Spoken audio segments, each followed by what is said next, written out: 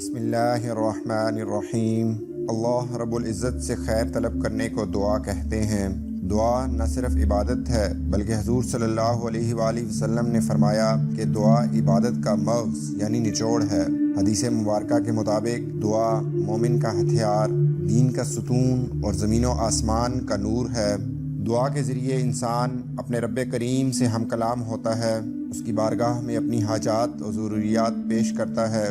जिसे दुआ की तौफीक दी गई उसके लिए भलाई के तमाम दरवाज़े खोल दिए गए, और जिसके लिए दुआ का दरवाज़ा बंद हो गया इसके लिए गोया खैर व आफ़ियत का दरवाज़ा बंद हो गया। दुआ की अहमियत का अंदाज़ा कुछ इस बात से लगाइए कि अल्लाह ताला कुरान पाक में फरमाता है कि मुझसे दुआ मांगा करो, मैं तुम्हारी दुआ कबूल करूँगा। अब आते हैं दुआ मांगने के आदाब की तरफ। सबसे पहला और बुनियादी असूल इंतहाई अदब व एहतराम और तवज्जो के साथ अपनी दरख्वास्त को पेश करना है। हदीस मुबारका में आता है, लोगों अपने नफ्स के साथ नरमी करो, यानी अपनी आवाज़ पस्त रखो कि तुम जिसको पुकार रहे हो वो तुम्हारी दुआएं सुनने वाला और करीब है। दुआ का आगाज़ अल्लाह ताला की हम्द व सना से किया जाए, जिसके लिए सूरह फातिहा और सूरह इखलास पढ़ी जा सकती है। इसके बाद अपने गुनाहों का इकरार करें, तौबा इस्तग़फ़ार करें और न सिर्फ अपने लिए बल्कि दूसरों के लिए, बिलखुसूस उम्मत मुस्लिमा के लिए भी दुआ मांगें। दुआ का आगाज़ और इख्तिताम हमेशा दुरूद शरीफ पर करें।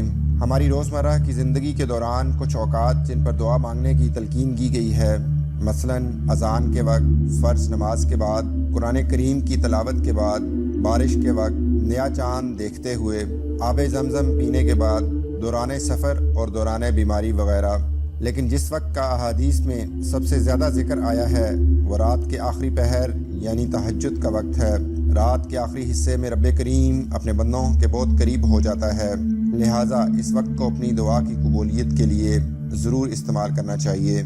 याद रखिए कि इंसान की कोई दुआ भी रद्द नहीं होती। हर दुआ के 3 पहलू होते हैं, या तो कबूल होती है, या मुसीबत को टाल देती है, या आखिरत के लिए ज़ख़ीरा कर ली जाती है। नबी करीम सल्लल्लाहु अलैहि वसल्लम ने इरशाद फरमाया, तुम अल्लाह ताला से ऐसी हालत में दुआ किया करो कि तुम कबूलियत का यकीन रखा करो, और ये जान रखो कि अल्लाह ताला गफलत से भरे दिल की दुआ कबूल नहीं करता। रोज़मर्रा की मुख्तलिफ मसनून दुआओं को सुबह जागने से लेकर रात को सोने तक अपनी ज़िंदगी का हिस्सा बनाइए और अपने खालिक व मालिक से अपने ताल्लुक़ को मजबूत से मजबूत तर कीजिए।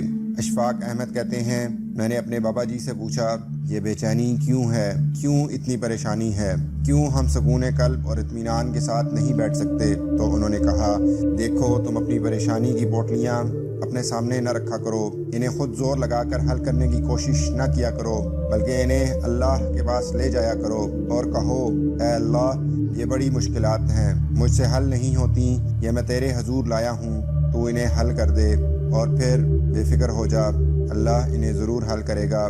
बस ईमान और यकीन कामिल होना चाहिए।